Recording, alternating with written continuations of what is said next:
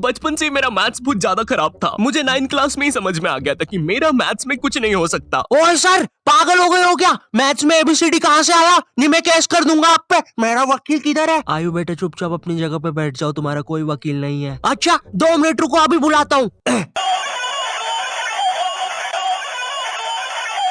कर दिया मैंने मैसेज, आ रहा है।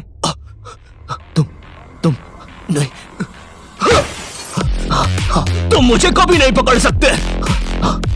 अरे लेकिन मैंने तो मजाक किया था, ये तो सच में ही भाग गए। सर भी फूट गया होगा रे खिड़की से। मैथ्स पर मुझे बचपन से ही भरोसा नहीं था। एक बार 5th क्लास में मैंने 9 का टेबल रटा था, 9 घंटे लगा के। अगले दिन स्कूल गया तो एक एबला बच्चा आके मुझे 9 का टेबल लिखने की ट्रिक बता रहा है। भाई 9 का टेबल कौन याद करता है यार? तू ऐसे लिख सकता है 9 8 7 6 5 4 3 2 1 1 2 3 4 5 6 7 8 9। माँ कसम बता रहा हूँ, उस टाइम वो बच्चा बस मुझे 9 का टेबल लिखने की ट्रिक बता रहा था, लेकिन न जाने क्यों उस टाइम वो मुझे मेरे 9 घंटे की मेहनत पे मूतता हुआ नजर आ रहा था। अरे 9 का टेबल कौन याद करता है? इससे तो 9 घंटे में स्टार उत्सव पे शाकरा का बूम बूम देख लेता।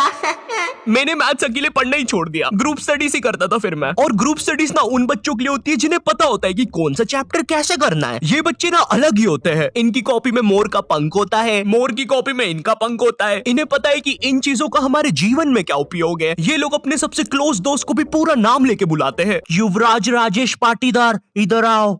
हाँ भाई, मेरे से ही काम है ना कि बाप को भी बुला के लाना पड़ेगा। ये वो बच्चे होते हैं जो घर में भी स्कूल यूनिफॉर्म में बैठ के पढ़ाई करते हैं। ये बच्चे 1 आवर 45 मिनट्स पढ़ने के बाद 15 मिनट का ब्रेक लेते हैं। नहीं, हमारे जैसे नहीं है कि 7 घंटे तक एक ही कॉपी के पन्ने को घूरे जा रहे हैं। उसमें भी कुछ याद तो हो नहीं रहा है, उल्टा 7 घंटे लगातार घूरने से पेपर के आर पार अलग दिखना चालू हो जाता है।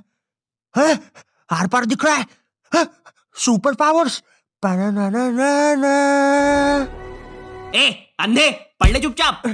ठीक है मम्मी। अब मैं ग्रुप स्टडीज करता था मेरे दोस्त बंटी के साथ। बंटी बहुत ही भंड बच्चा था पढ़ाई में, लेकिन बंटी ना उन बच्चों में से था जिनके पास कुछ स्पेशल पावर्स होती है। बंटी पास भी थी घूमी हुई चीजें ढूंढ निकालने की। क्लास में किसी की कटर या रबर घूम जाए, बंटी फर्स्ट चार्ट की पता लगा लेता है कि कहाँ पर है चीजें। वो 5 वाली डॉम्स की रबर तो बंटी सूंघ कर ही बता देता था। तुम लोग को आम बात लग रही होगी कि रबर ढूंढने में कौन सी बड़ी बात है, लेकिन मेरे दोस्त क्या तुम्हें पता है, अगर क्लासरूम में तुम्हारी रबर एक बार डेस्क से नीचे गिरी ना तो वो इतने टप्पे खाएगी, वो इतने टप्पे खाएगी, वो 50,000 बार टप्पे खाती है और नाइजीरिया के किसी अनजान टापू पे चली जाती है। आम इंसान के बस की बात नहीं है क्लासरूम में रबर ढूंढना, लेकिन बंटी के बस की है। बंटी कहीं से भी आकाश पाताल या भली साइड वाले जनरल स्टोर से ही क्यों ना तुम्हें तुम्हारी रबर सही सलामत लाके देगा। तो ये बातें मेरे मैथ्स एग्जाम के एक दिन पहले की।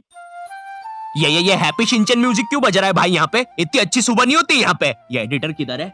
रे सेमड़े, तेरे को बोला ना उल्टे सीधे म्यूजिक मत लगाया कर वीडियो में, समझ नहीं आती। प्लीज कोई पुलिस को भेजो, ये मुझे मोमबत्ती के चटके लगाता है। एग्जाम के एक दिन पहले बंटी और मैं साथ में ही पढ़ रहे थे। हम दोनों बहुत टेंशन में थे। मैं इसलिए टेंशन में था क्योंकि ट्रिग्नोमेट्री में जितनी तेज चीजें बदल रही थी उतनी तेज तो मेरी जिंदगी में इंसान भी नहीं बदलते। हे दोस्त, क्या तुम मुझे वो कप दे सकते हो? हाँ क्यों नहीं, 1 मिनट, ये लो। Thank you. बदल गए, फिर से बदल गए। अब वैसे क्या तुम एक जादू देखना चाहोगे? ये देखो, ये एक 5 रुपए का सिक्का है और ये गायब, सिक्का गायब। अरे बाप रे, कहाँ गया वो सिक्का? वो सिक्का कहाँ गया? और एक सेकंड, वो इंसान किधर गया? और दूसरी तरफ बंटी है जो कि एग्जाम के दिन इस टेंशन में है कि उसको 5 रुपए की बूमर के साथ नरेश भैया ने हैप्पी हैप्पी स्टिकर्स नहीं दिए। क्या बात हो सकती है? नरेश भैया और मेरे तो संबंध भी अच्छे हैं। अरे ओ भंड इंसान, पढ़ाई कर ले वरना बाप मार मार के बूमर बना देगा। अबे उसमें मारने की क्या बात है? 2 मिनट रुक। ले, बन गया बूमर। और बाप मेरा कुछ भी नहीं कर सकता। अभी बर्थडे पे साइकिल दिला रहे हैं, उनकी साइकिल पे बैठ के उनका ही घर छोड़ के भाग जाऊंगा। वैसे तुझे पता है, अगर तू ये नटराज का स्केल अपनी आंखों पे रखेगा तो तुझे एक अलग डायमेंशन दिखेगा। बस इसी चीज से मैं क्लासरूम की खुफिया जगह का पता लगाऊंगा और जब पूरी क्लास लंच करने गई होगी तो मैं साक्षी को लेकर टाइम मशीन में बैठ के कहीं दूर भाग जाऊंगा। अच्छा हाँ अच्छा जी। हाँ, एक बार और बोला तो तेरा मुंह तोड़ दूंगा। अच्छा एक सेकंड, टाइम मशीन मतलब time travel, time theory, Albert Einstein और स्टीफन हॉकिंग्स को जानता है तू? नहीं तो। अच्छा है वो लोग भी तुझे नहीं जानते, वरना ये सुनने के बाद तो वो इसी नटराज के स्केल से तेरी नाभि पे इतने चमेट बजाते ना। हैं? बस चमेट बजाते? अल्बर्ट अगर मैं वहाँ पे होता तो उस बच्चे की स्पीड ब्रेकर जैसी नाभि पे अपनी साइकिल का पहिया चढ़ा देता। हाँ, और मैं होता तो अपनी इक्वेशन E=mc² में से E और स्क्वायर हटा के उस बच्चे को MC बोल देता। सच में अल्बर्ट, तुझे पता है ना मैं तेरे इन्हीं बकवास जोक्स की वजह से पैरालाइज हुआ था। तू मान क्यों नहीं लेता कि तू बहुत ही अनफनी है? अच्छा ठीक है। अल्बर्ट, मेरा वो मतलब नहीं था। कम ऑन यार अल्बर्ट, तू हमेशा अल्बर्ट सांस नहीं आ रही भाई, उठा दे प्लीज। मुझे समझ में आ गया था कि बंटी और मेरे बस का नहीं है मैथ्स, इसलिए मैंने अपने एक और दोस्त राजू को फोन लगाया। राजू ना मेरी जिंदगी का डेकी सुकी था, मतलब वो बस मेरी जिंदगी के पढ़ाई या होमवर्क वाले एपिसोड्स में आता था, बस इसके अलावा हम एक दूसरे के बारे में कुछ नहीं जानते थे। राजू और मेरी कॉल पर बात हुई। Hello hello Raju, hello hello, आवाज आ रही है? राजू, हाँ वो राजू बेटे एक पराठा खाएगा कि दो? मम्मी 2 खाऊंगा।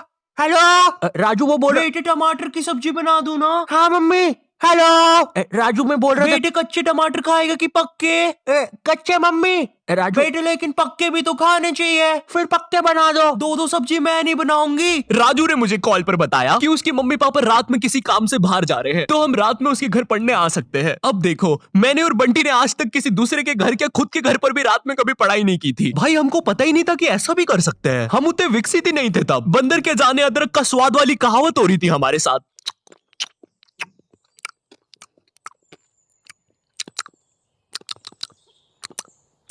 अरे ये क्या स्वाद है, समझ ही नहीं आ रहा। हम दोनों को पता तक नहीं है कि रात में पढ़ने के लिए लेके क्या जाना है। बंटी उधर विमल के झोले बांध रहा होता है। भाई देख, ये वाले झोले के अंदर अपना किराना है और ये वाले झोले के अंदर नाने मंजन का सामान है। और सुन, ये वाला झोला संभाल के रखना, इसके अंदर। अरे मेरा चश्मा किधर गया? अनुपमा देखते समय यही तो उतारा था कि बाहर छोड़ दिया। देख के आता हूँ। देख, इस बैग के अंदर। लेकिन बाहर मेरा चश्मा नहीं है यार। अनुपमा इतना बेकार शो भी नहीं हो सकता कि वो मेरी याददाश्त ही मिटा दे। एक बार और देख के आता हूँ, एक बार और। मैं पहली बार कब गया? देख के आता हूँ। देख, इस बैग के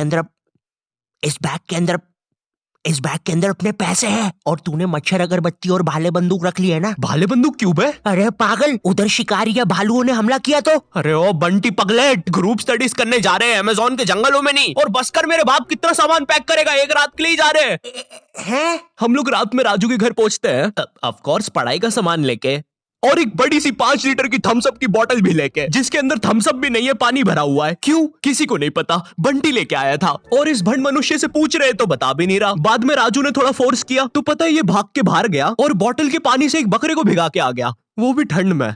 और ऐसा भी नहीं कि थोड़ा सा भिगा के आया हो, पूरा 5 लीटर भिगा के आया था। भाई वो थम्स अप की बोतल में पता है कितना पानी आता है? वो घर में गिर जाए तो सुनामी आ जाती है, घर भेजाते हैं भाई लोगों के। मैंने कहा भाड़ में गया यार मैथ्स, मुझे पहले बंटी के बारे में जानना है। खैर उस रात राजू के घर जो भी चीजें हुई, उस मैथ्स एग्जाम के एक रात पहले जो चीजें हुई, वो अगर मैं तुम्हें इसी वीडियो में बताऊंगा तो ये वीडियो 20 मिनट की हो जाएगी। और 20 मिनट एनिमेशन बनाने के लिए ना ही मेरे पास पैसे है और ना ही तुम्हारे पास टाइम है। तब तक के लिए बाय। पार्ट 2 में ना मैं और अच्छी एक्टिंग करूंगा। बंटी रिकॉर्डिंग नहीं बंद हुई अभी। सॉरी, मुझे लगा खत्म हो गई वीडियो। और इस भंड मनुष्य से पूछ रहे तो बता भी नहीं रहा। Fire when the storm hits you. That's it, friend?